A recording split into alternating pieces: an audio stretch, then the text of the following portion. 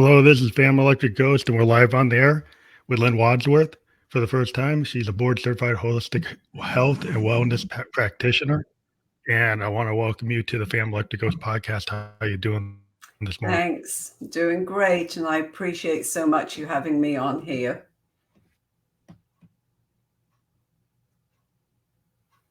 So we want to let people know that we've got your URL link below. You can see that holistic health and wellness.com, and then /thrive through on menopause. Now that would be fully clickable. So anybody who goes to the podcast after we'll publish will be able to click on that. Won't have to worry about figuring out how to remember that. But if people click on that link, is that how they get in touch with you to find out about your programs? On that link, it actually takes them to my freebie. If they click on just the holistic health and wellness portion, then yes, they can. There are a couple of places on the page to schedule a free call with me. Okay, great. That's awesome. We always encourage people who watch the podcast to get more information by clicking on that link. We'll have that up. We are going to talk about this topic, how women can thrive in midlife. And we'll keep the other link up so people can, check that out, be mindful of that. But we always have to ask people, one of the first questions we ask is like, what motivates you and why do you do what you do? What motivates me is my own health. I was a yo-yo dieter all of my life. I've been a member of just about every organization out there. Been to diet clinics, done everything. A total sugar addict. And so you go to those programs, and what's bad is that they give you lots of, you've just got so many points or so many calories if you eat one of these. And I'd always head for the donuts or something. So doing that all of my life, and even at some point being anorexic through this whole thing, I at some point realized I was harming my body. So I started with high cholesterol, then I started with high blood pressure and migraines every day, debilitating migraines probably 5 days out of the week. And I just decided something had to change. So for me, it was a great option because I went somewhere different from my headaches, because at that time I was hooked on Vicodin, because you can get that easily, but the medicine, not so much. And I was going to the Institute for Integrative Nutrition, and all of them were holistic in their basis. And so it really was a transformation for me. Very quickly, I changed my life. I changed my habits. I changed the way I eat. And it just was transformational for me. And that's one of my passions, with helping people to be healthy. Because when we get to midlife, let's face it, we're really only halfway through our life if we're taking care of ourselves, and we want that longevity where we can take care of ourselves. And so many people get to midlife, get to maybe menopause if it's for a woman, and they begin to think, I've been through it. You kind of think, this is it. This is the end of my life. What do I do? Where do I go? And so I like to help people through those stumbling blocks or mindsets, because I believe that as we get into midlife, our life's just beginning. And I want to get that passion over to other people, to really know that this can be the most productive, happiest, fulfilling time of life. That is a mindset thing, because a lot of people feel like, they go back to college or high school and think that's like the high point of their life, depending on the kind of situation, if they were popular or whatever. But a lot of times I've talked to people that are in there's like this second phase. I'm 56, and a lot of people after the pandemic were like resigning, going back to their passions. So saying like, I wanted to be an author. I was in corporate America. I wanted to be a painter. I wanted to go and do acting, on stage. They just started to go back to their passions.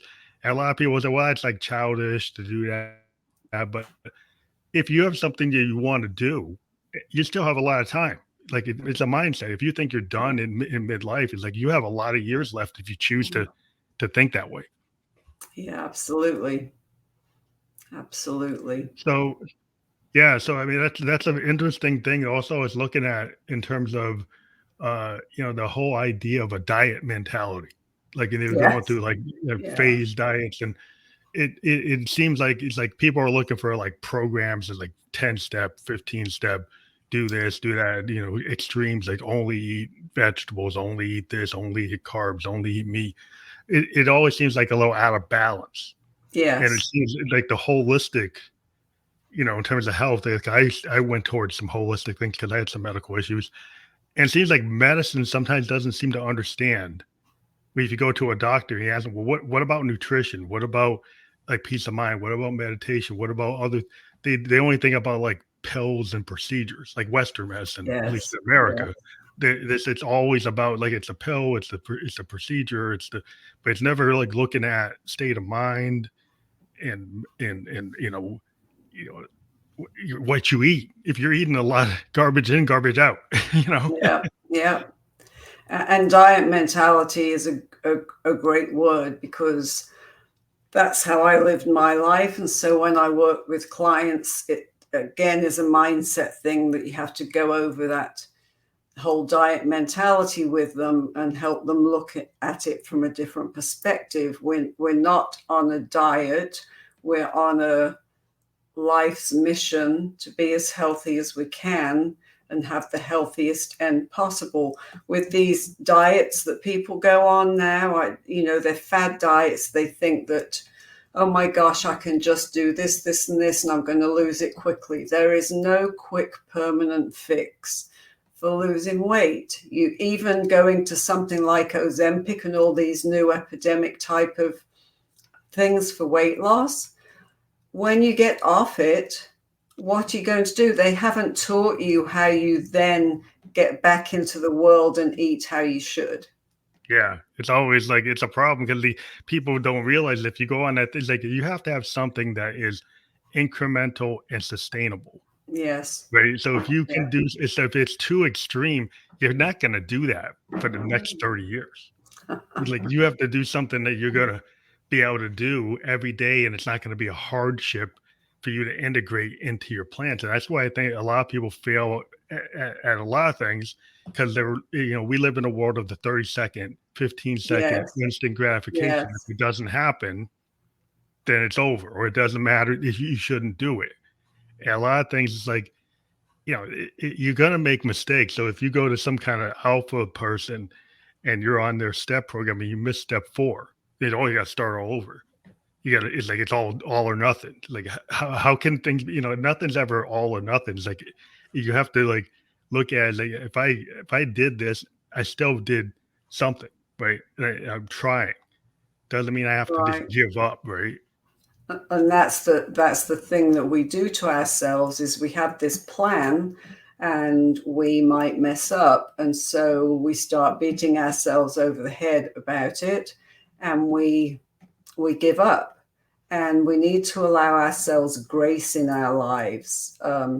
Okay, it's normal for people to mess up, so then just shake off your feet, so to speak, and just get back on it. It's really Yeah. worth it in the end.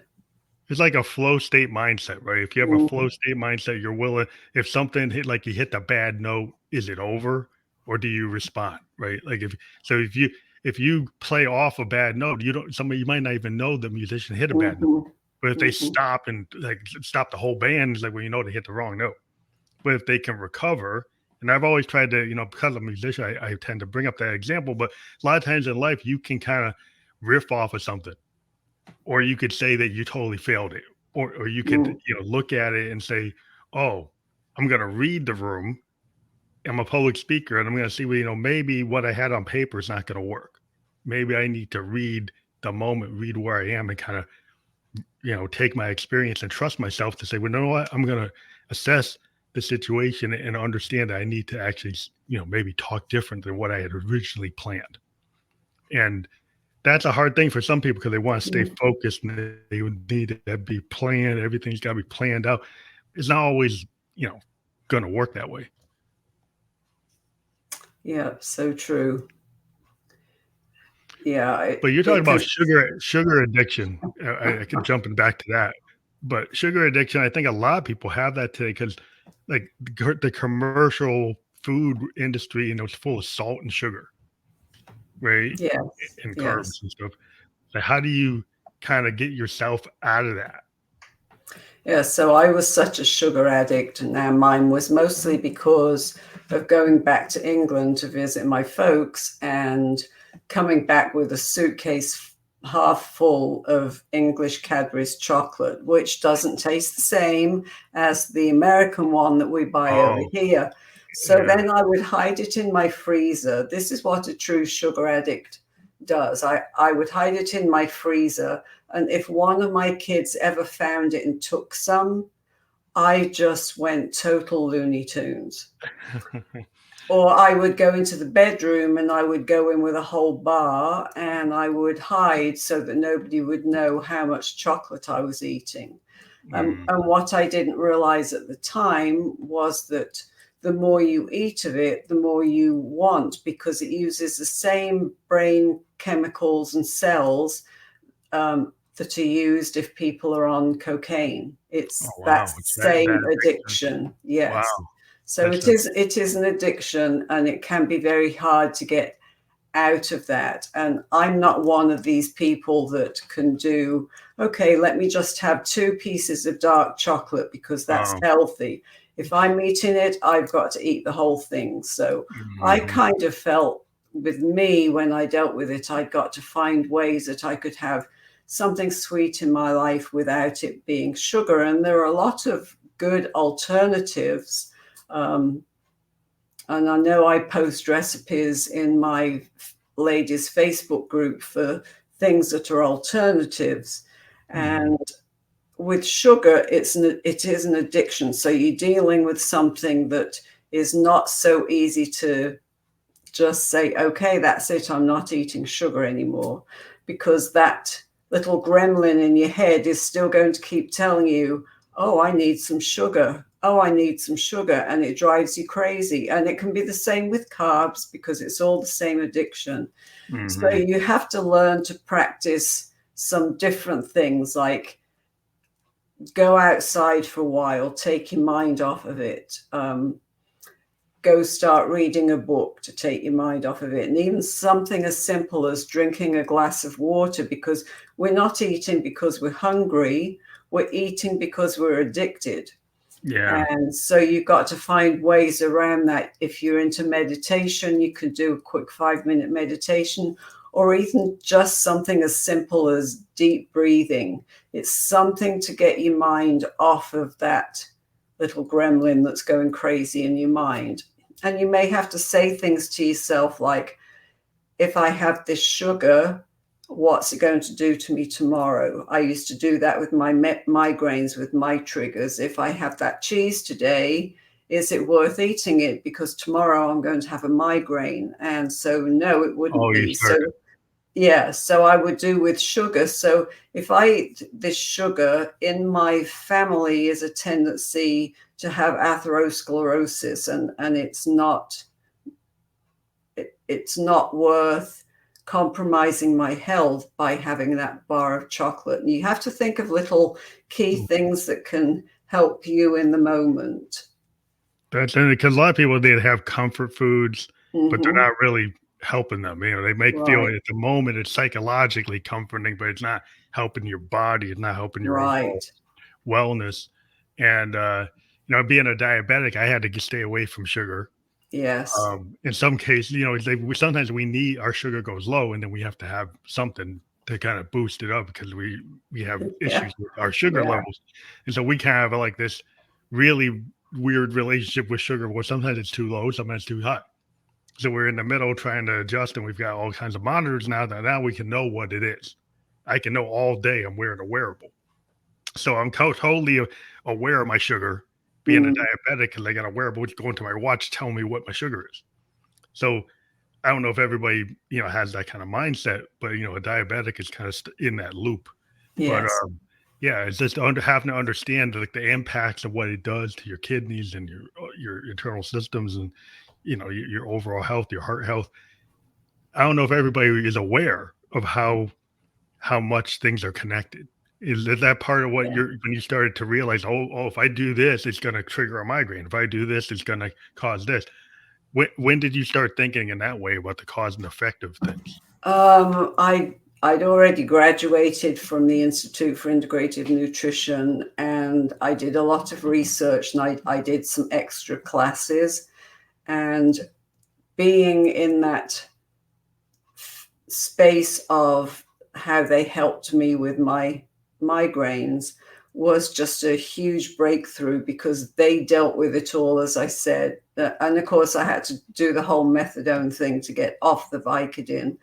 But then they did a whole thing where, includes exercise. They teach you how to diet. They do a little feedback so that you can get more understanding of your body. So they taught us very well the stepping stones of good health, but I began to see a cause and effect in my own life.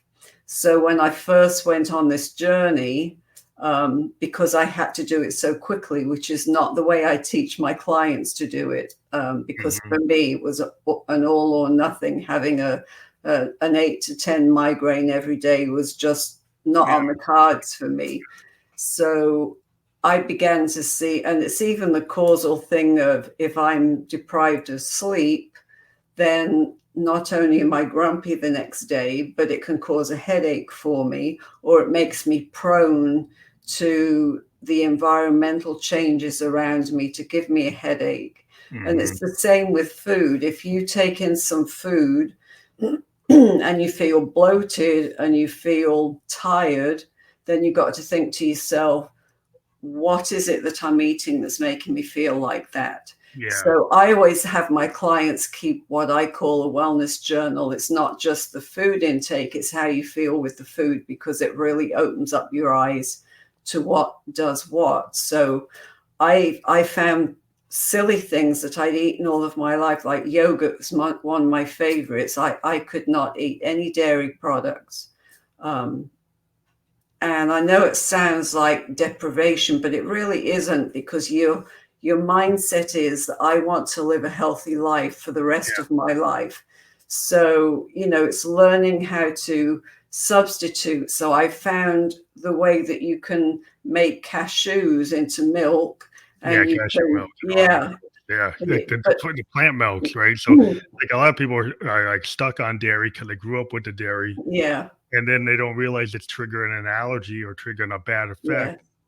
It's giving them like IBS, or it's giving them headaches, it's giving them this. It's like they can't tolerate it, but they're thinking, well, that's what it should be.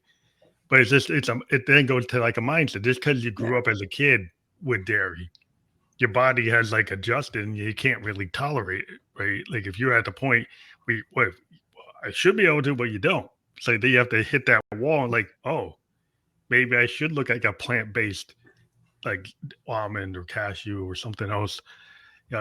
Which somebody, well, I don't know. That seemed kind of foo-foo, but at some point you have to like look at things and have more of an open mind. Is that a problem too with people where they get stuck where they? And I think that we were brought up to believe that, milk is so good for us. And I have to say, my husband to this day drinks a glass of milk most days. I stopped that years ago, but the research and the educational part of it tells us that we really, as adults, do not need to be drinking milk. It's for the young, it's not for the old. So if I'm using, say, I don't have anything in my coffee, it's black, so it's not like I need to look for a substitute creamer, but you can use things like actual cashews, stick them in a blender like a NutriBullet, and it whips up if you put a little bit of almond milk in there and a bit of vanilla, it mixes up into you can make your own, and you can add nuts, you can add cacao nibs, cacao powder, whatever you want to do, fruit in between a layer, put a crispy layer on top. There are so many ways to. You can kind of hack your diet. You can switch. Yeah, because a lot of times, I've had to move toward more plant-based things. and the world kind of is going that way. It's like more, Yeah. it's beneficial at a microcosm level for your individual self, but also at the macrocosm level, Hmm. because a lot of the cattle and stuff is like, I want to get into CO2, but there are issues with so many cattle create a lot of CO2, which is, another effect. So sometimes like your individual decision to take care of yourself can have like a global effect. If you Yes. start Yeah. to do things that are more healthy, well, it's actually healthy for the planet too. That's true. That's true. So you can give yourself motivation, say, hey, I'm helping not just myself, but other things beyond me. Which I don't know if people need that motivation, but like it's like when you try to figure out like how you're gonna stay on the track. You're trying to give yourself, journaling is great, like you said. A Yes. lot Yeah. of times, like because if you don't think about what you're doing and you don't assess it, and you just kind of like, I'm just kind of going out there blind, without any kind of assessments, like you start to look at those journals, you start to realize patterns. You start to realize, you put it together, like you said, you start figuring out the cause and effect, right? Yes. Yes. That's interesting. And also like, anti-aging, everybody's going to age, but you can do things so you don't like age like before your time. Like if you're doing things that are detrimental to your health, you could have, you know, impacts that you're 50 years old, but your body's like a 70-year-old. So how do you start to Yeah. open up things like that or understand that? So a lot of it you have to think about, especially for women. They think about, well, oh, my skin's so looking so dry and so full of lines. But there's so much we can do on the inside that has an effect on the outside. Because number one, with your skin, man, woman, you need to be taking care of your skin with good products that don't have chemicals and harmful Mm, things in them. Um, and it's important at our age to remember that we need to, it used to be cleanse, tone, and nourish, but I was told um, when we were on a cruise one time, and it was fairly recently, she said people don't tone anymore because the cleansers they have out um, and the moisturizers take care of that. You don't need it. mm, I still do it because I like it. I love my toner. It smells good and it's a non-harmful one. But, we need to be nourishing our skin. And mm. you don't want to be going to bed, ladies, with your makeup still on. You really need to clean it off at night Yeah. because that's really detrimental. But really, our beauty comes from the inside out. And it's not just what we take in with our foods, because we have to learn what foods make us feel more energized, which you can do through that food journal. It's things like movement, making sure that you're moving enough every week. So for some people, as we age, we're not as athletic as we used to be. You have to think of alternatives. But research shows that when you're in that part of midlife, this is the time when you need to start walking more. And then Hmm. don't forget to strengthen your muscles, because we lose muscle, we lose our bone density, and we want to keep on exercising so that we can optimize those things. And things like sleep.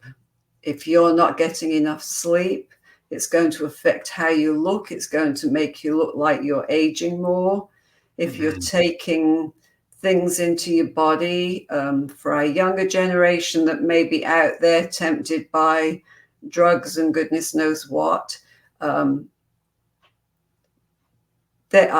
I've watched a lot lately on how that ages people quickly. So, Yeah, it seems to. yeah, and young people don't tend to think that far down the line. So, if as parents or grandparents we can teach our kids these pieces of advice that will help them in the future, and they stick to it, they've got a much better chance. So, say, like for you, you're diabetic, becomes a genetic thing. But if you're teaching your children how to eat correctly, sleep correctly, manage their stress, take care of all of these little areas of their lives, maybe they won't get diabetes. Maybe if they are taught not to have the sugar going into their body, they'll find out how much better they do, because the research shows that you can reverse some of that aging effect. But with anti-aging, you've got to think the inside out. If you're not taking in foods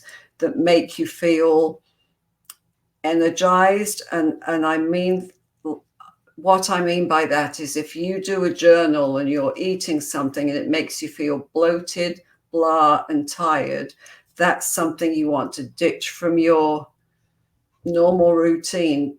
It's not that you can't ever have it again. There's nothing wrong with having it as a treat, but on a daily basis, think about, my husband has cereal for breakfast every day with milk. Drives me nuts. It's a hard thing to get. Yeah. I mean, I deal with a lot of, well, because I'm diabetic, I eat a lot of high fiber, Yes. real fruit. Even with fruit, like I can't go after pineapple. It's more like apples. Like there are fruits that have lower sugar. Like if you go with an apple, like it's a low Apples sugar. and berries. Berries are very low in sugar. Berries, pears, and things that don't have, like if you get to it, oranges and pineapples and mangoes. Sometimes they have too much sugar for a diabetic. You can only have a small bit amount. Mm-hmm. So not just because it's fruit doesn't mean it's good. So you have to do a little bit of do some research, and then cooking for yourself. Like, because being in America, the average portion size that they give you when you go out to eat, it blows out a diabetic every time. Like, it's way too much. It's too much rice. It's too much potatoes. Too much everything. Everything's too big. And then so if you go out, what we've been kind of taught through our nutritionists is like, don't eat everything on the plate. Don't feel like you got to eat everything that's on that plate. Eat only like a fourth of it or something. Like, realize that you could be out with your friends, just you don't have to eat everything that's there. And some people are taught, finish your plate. But sometimes you can't do that. Yeah. What I do if I'm going into a restaurant and I'm having a fairly big meal, I'll usually ask them to bring me a box so that straight away I can halve it and put it away. Put it away. That's a good idea. It's another strategy. Is like, how do you get people to realize that? But also it's like just figuring out how to cook for yourself. And then there's people that probably, I can't cook. I don't know how to do it. So then just figuring out like, well, how do you get the healthier alternatives versus all the prepackaged, pre-processed, all the processed foods that have too much sugar, too much salt, too many chemicals, too many things. So when you're trying to get that balance, it's like you have to walk, you have to hydrate, you have to have, a good diet, and you got to get to sleep. There's multiple legs. It's not just one thing. And a lot of problems, like when we talk about dieting, is they'll go after like one thing or focus on like this thing, but it's not the holistic point of view, or it's too extreme. And so it's kind of always been, I'm a Buddhist, is like a balance. It's like the idea, like you have balance in life. You have some kind of, and a lot of people like always think, well, we're going to pull to this extreme, that extreme is like, well, you're losing balance. Yeah.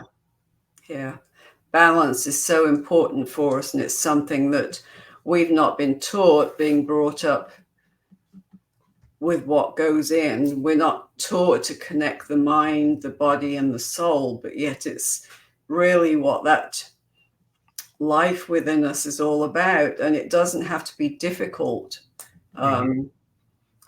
People used to talk to me years ago about meditation, and to me it would bring up this image of having to sit cross-legged on the floor like and go for 30 minutes. And so I resisted it for a long time. And then when I went through both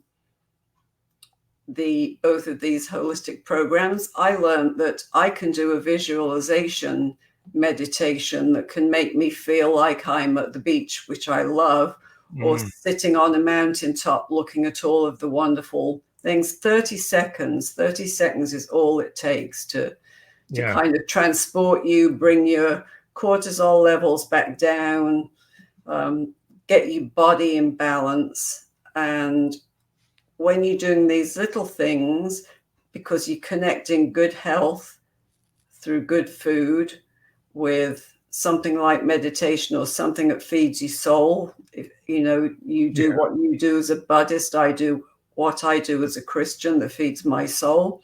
And then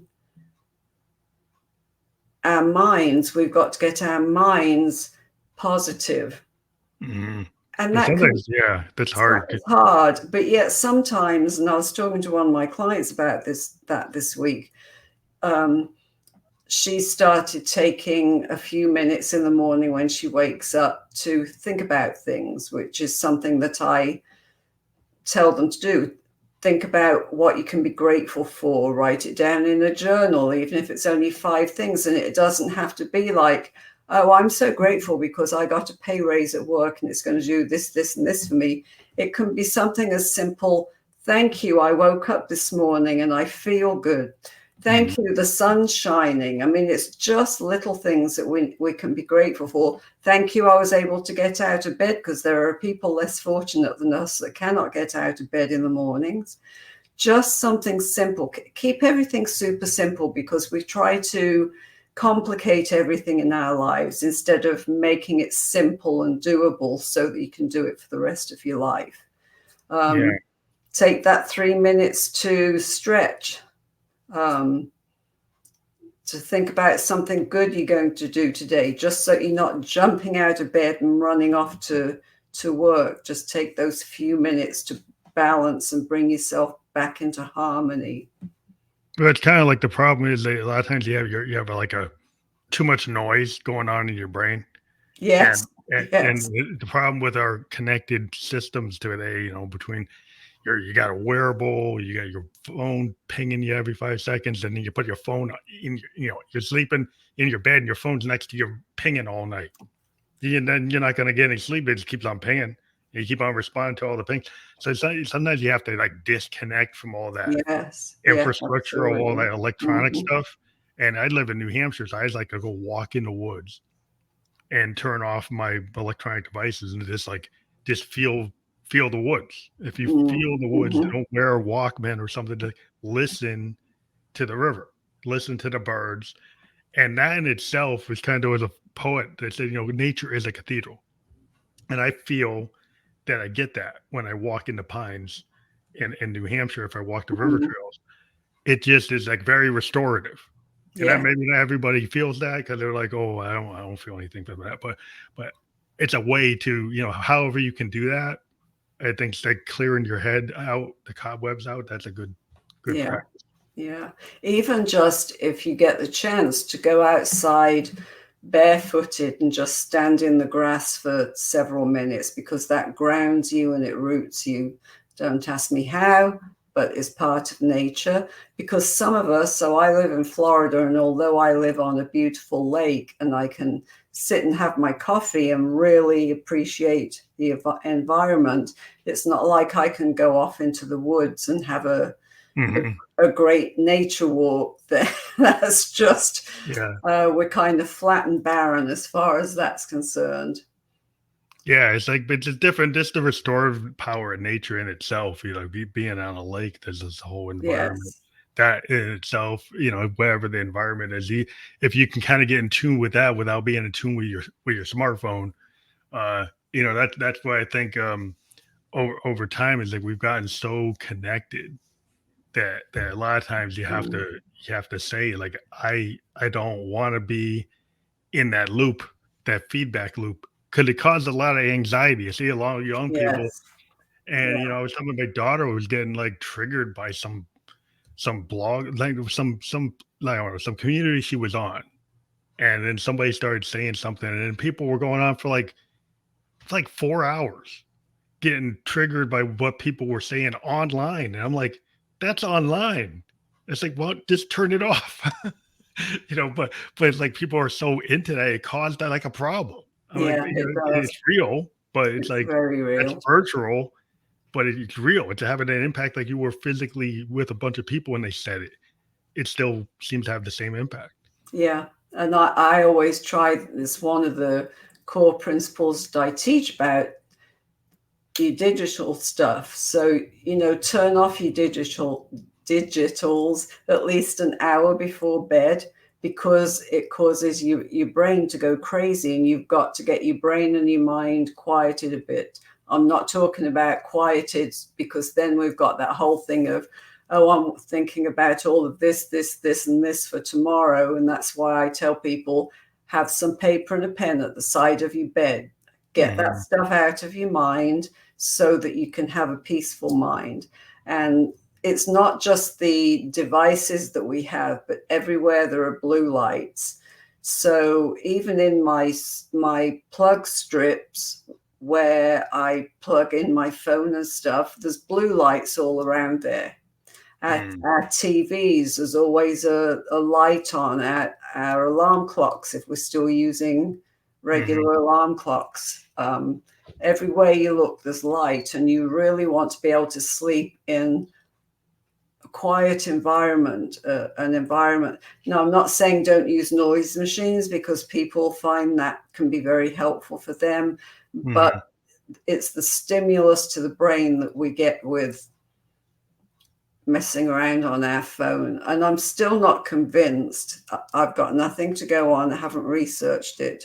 But when I think about books, because I love to read, and I'm like everybody else, got all of these books on my iPad to read. But what does that do to us at night if we're taking that last 30 minutes and we're reading, but we're reading from something digital? Yeah, versus like a paper copy. Yeah, because the light, it's coming off of that electronic device, and there's sound in the background too. There's a little humming, but maybe imperceptible. But compared to actually just reading a real book, like a real book is a different input coming into your body, into your senses. Right. Yeah, absolutely. And it's kind of like people are like, well, I don't know if we need, but it's like I'm kind of old school. I like to physically have books. I like to have like vinyl records. I like to listen to music on vinyl because there's something about it, the way it comes through the speaker, that's not digital, right? Some of the older tech, the old analog, non-digital stuff, it just feels warmer, right? It's still tech, but it's older tech. And it doesn't have some of the stuff that today seems to like, it takes some of the stuff out. It takes like the warmth out.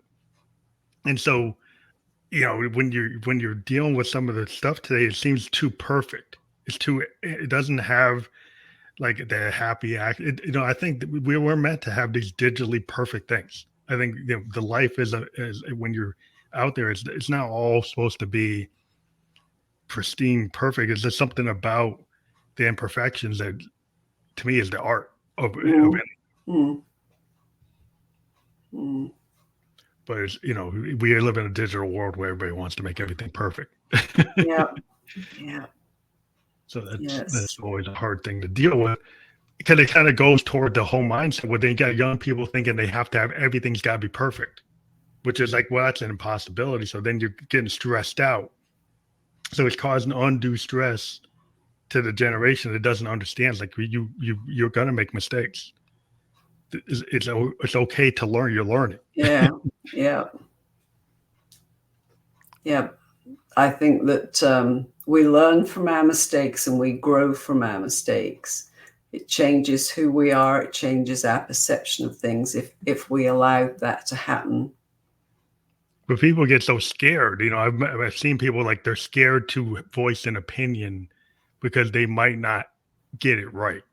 So if you've got an environment where if you say something, well, at least you're trying. But if you have some professor that like shames you, or the people shame you for even bringing something up, then you don't ever bring it up, and then you don't have like a two-way conversation. It's have like we have a one-way conversation where you're supposed to think this instead of being able to express yourself. It's like, well, that's going to cause internal turmoil, and then you're probably not going to feel good, and then you might want to get comfort food, and you might want to go drink too much. You might want to do this because you're feeling like not connected. You're not being listened to. You don't feel that you have value. So it kind of goes to this whole, it starts to cascade into like the imposter syndrome, and I'm not good enough, and because you're not getting support, or you don't feel support. Right. Yeah. Totally get that. And Yeah. then, it's just interesting, like you find ways to thrive in mid-age. And we go back to that in that people, well, it's a young person's game, so you can't thrive, right? Like only people making think, do anything, or like it's always thought that like that's the energy. And there's like ageism in society. It makes people feel, well, I can't do anything after I retire. And a lot of people like they get that next phase of their life, and they actually are able to feel really good because they're doing something. Um, they're actually living out a dream. So maybe you can talk more about like thriving at that point in life where you can thrive in midlife, and you don't have to be measured on what you were measured in your earlier life. Yeah, I think it's such a nice phase of life because we have the opportunity to really sit back and think about where we're at. And I'm saying this in hindsight for me because I stayed in a job for years that I was not happy in, but I'm the type of person that's very loyal to people. Hmm. Um, so it's very hard to make a change, but if you're not happy doing what you're doing, I think especially when we get to our 50s and we begin to reassess our lives, that's one thing that men and women don't always think about. They think they're stuck at where they're at, but they're not. If this isn't fulfilling you, because the last part of our lives needs to be about us being fulfilled, happy individuals who can help other people in society. We come through to midlife with so much wisdom that we can pass on to other people. And if you can sit and reassess your life, and maybe your kids have gone to college and you're on your own, maybe there's you and your husband, maybe the two of you need to reconnect and do some things. My husband and I have decided that while we can, we're going to travel somewhere every year. Hmm. Of course, we were going to do that in 2020 when COVID hit, but um, now we're just going to do what we can as much as we can because that brings us joy. We work all our lives.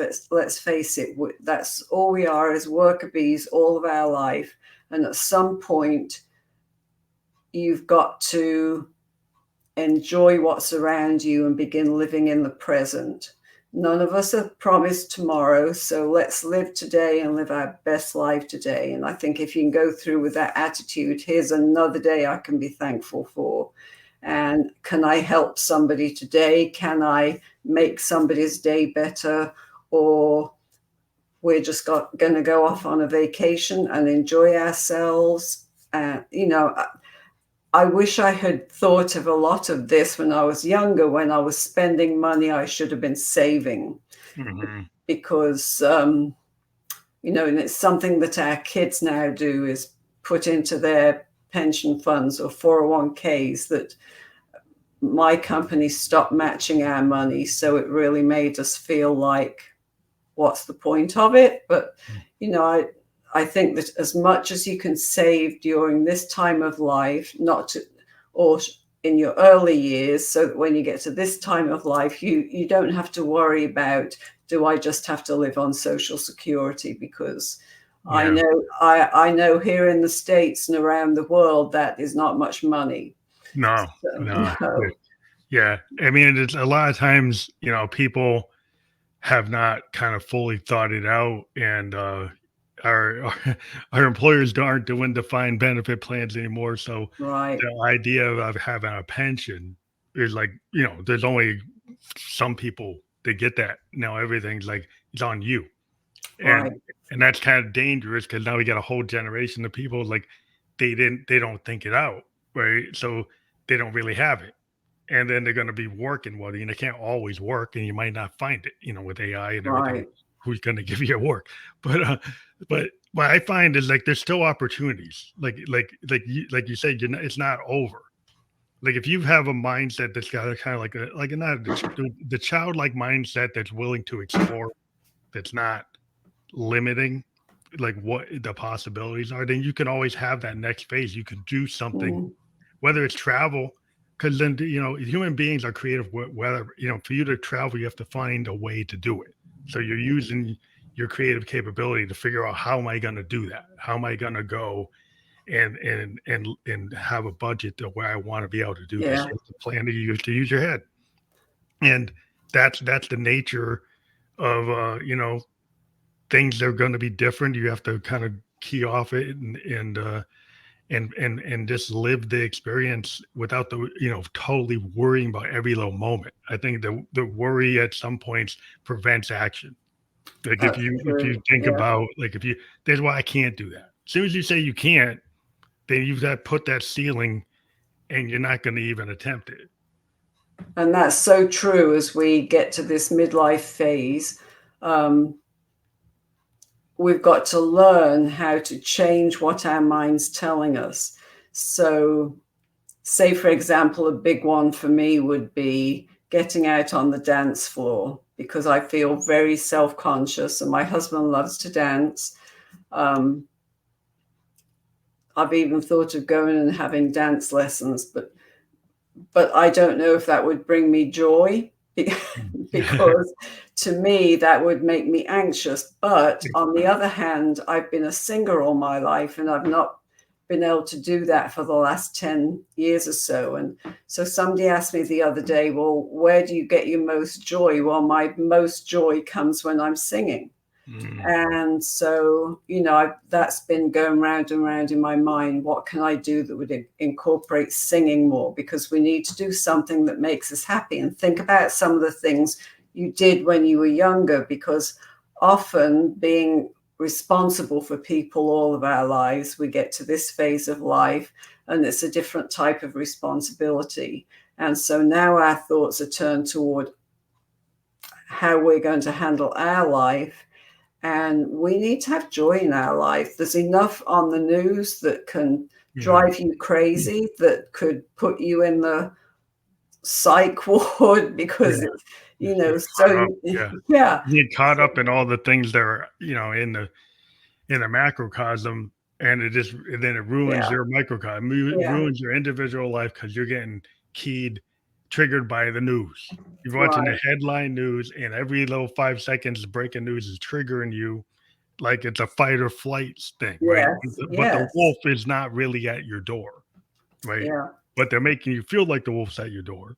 Yeah. So then what are you gonna do? My husband will watch the news, and then he can't sleep at night because he worries about it all. And I'm like, I've told you before, I am not watching the news. I have enough stuff that comes over my phone that I can keep up with what's going on in the world, but I don't want to sit there and watch that for hours at a time, because it's so you just change your frame. It's like, if I'm gonna watch TV, I like classic movies. I like watching, like, Hitchcock and Humphrey Bogart. I like watching old films. I love, like, film noir. I just like the feel of it, the film noir period. And I just get caught up in these old crime dramas from the 40s and the 50s. And I just like the shadows. I like the use that the filmmakers had these, and I just like the art of it. The art of, like, before the color films, like, there was a lot of use of the shadows in the film, and I just think it's, like, amazing. It's kind of like silent films too. There's a lot of really cool stuff, and I can get caught up in that, just the art of it. And that relaxes me, rather than getting keyed off of, like, the next triggering event. Find something that's, like, interesting to you, in a book, or going looking through art, and going and singing. I found these platforms on the net where people do, like, online comedy clubs. And then this person had an app that had online comedy clubs, and then people started reading poetry. Then people started coming out and having days where they would actually sing.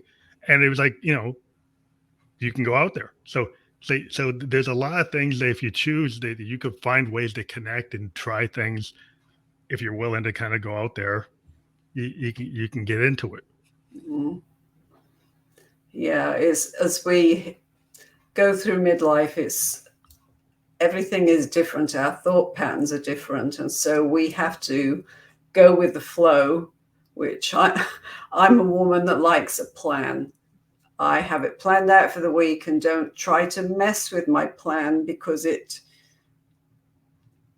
it can drive me crazy, but I'm working on that, trying to get a bit more flexibility, trying to spend more time with my family because I'm lucky enough to have them within a 10-mile radius. And, you know, as I say, do what brings you joy, but you've also got to remember in midlife, it's very important to take care of your body. It's my number one thing. And think about your exercise, think about how you're eating and what you're eating, think about your sleep, as we've said, think about your stress levels, learn to manage stress. People say, how on earth do I do about that? But there are some tips and tricks that you can do. One of the big things I did working in the corporate world, and I was lucky enough to have my own office, but then again, you can do it anywhere, is just learn how to breathe very deeply and breathe out, because it really starts to bring down those cortisol, fight or flight things that are going on. And it's simple to do. You can do it for 30 seconds and nobody needs to know that you're doing it. And one thing I used to have was I would have positive affirmations on my cork board in front of me so that I could keep my mind on the positive while I was not very positive in the actual workplace. But that is a really good thing, because like if you think about it, if you start the day and like, these are the top 3 things I want to do, you keep it like, or like your affirmation for the day, like I'm gonna have a good day, or I'm happy that I'm here, or something simple. Like if you can keep it positive, it's kind of like this idea of the law of attraction, right? So if you're positive, then positive things happen. But if you come out with, oh, today's terrible, it's like 5 a.m., it's already a terrible day. Then it's like, well, what's gonna happen for the rest of the day? It's like, as soon as you wake up, if that's where your mind is, rather than, let's say, hey, it's a clean slate, it's not yesterday, today's going to be a winner, right? If you come out with that, like a sales guy that pitches his head that I'm gonna hit that, I'm gonna hit it, and it's a mind thing. And they go, well, it's like, that's kind of like a salesman, but it doesn't have to be, that way. But it's the idea of thinking positive. yeah, enjoy life to the fullest, but take care of you. The thing is, people think that that's selfish, but how can you take care of other people if you're sick? Yeah, If you're not it starts with you. Yeah, like, it always seems simple. Well, like you say, oh, love yourself, and that's selfish. It's like, no, well, you can't take care of your family if you don't love yourself, right. and then you're probably gonna make mistakes that are gonna hurt you and them, Yeah, because you're yeah, not coming at it the right way. So you're gonna do negative things. Your negative feelings, negative actions, negative thoughts are gonna lead you down the rabbit hole, yeah, and it's like, well, what happened? Well, you're like, if you think it's gonna be a bad day, it's disastrous year, it's like, well, where are you gonna be? Like, if that's where you're thinking, that's not exactly, well, I'm being pessimistic. Well, being pessimistic, is like, not everything's gonna be perfect, but if you're on the down all the time, how is it? yeah, Where's that gonna lead? yeah. Life can begin at 45, 50, wherever, and it can just be a tremendous turnaround and happy time. Just putting in some key daily habits that can last you a lifetime. And you're right, the mindset is the first one that you need to work on. So people maybe retire early and they think, well, what on earth can I do now? Find yourself another job if that's what you want to do, or find some kind of place that you can go and help people. So for me, I get my joy and passion because I'm doing this work and I'm helping people, and I love to do it. And if we can start getting back into what is it we're passionate about, because this is the best time of life to get onto that trajectory of doing what brings you joy and passion, because health and wellness to me is something that my health is number one, because how am I going to, I don't want to live like I've seen people live into their 80s and 90s and they can't get around. They're just miserable. And, you know, we've got to have that energy. My mum was 93 when she passed away, and she was still active. She was going to church, she was going to social events, she was getting out doing things, and that's how I want to be. Yeah, you just don't want to be hiding in the corner, scared of everything, or like not, being, you get so fragile that you can't, Mm, you can't. So you don't want to be in that fragile kind of zone where you're boxed in, right. where, and that could be in your head. Like if you there's like, well, yeah, what, why not go and audition for a symphony if you had been a player, like in your 20s? If you can play, you're probably still good. You probably could do it. You have the time to do it. You have the time to rehearse. You could go practice. You could go join like a painting group, and start painting, and go Mm, start acting. You wanted to do acting. You could go join like a public theater. Why not? There's tons of roles. You probably find something that would work. And it's just getting out the door. And a lot of times it's like my grandpa used to say, show up. If you show up, it will happen. Like, but if you don't show up, it's like, what's going to happen? yeah. Yeah. But thank you again for being on the show. It's always really great to talk to folks around the world. That's what we like to bring people together and hear different stories. And it's all about telling your story. You're telling a story of like how you were able to, get out of your sugar addiction and get to this more holistic point of view with health and wellness. And I think this is very insightful. And I do again tell people to click on the link. It will be clickable. They can connect with you and set up a call or set up a connection point. And again, thank you for being on the show. Thank you so much for having me. It's been very enjoyable chat. Thank you very, very much.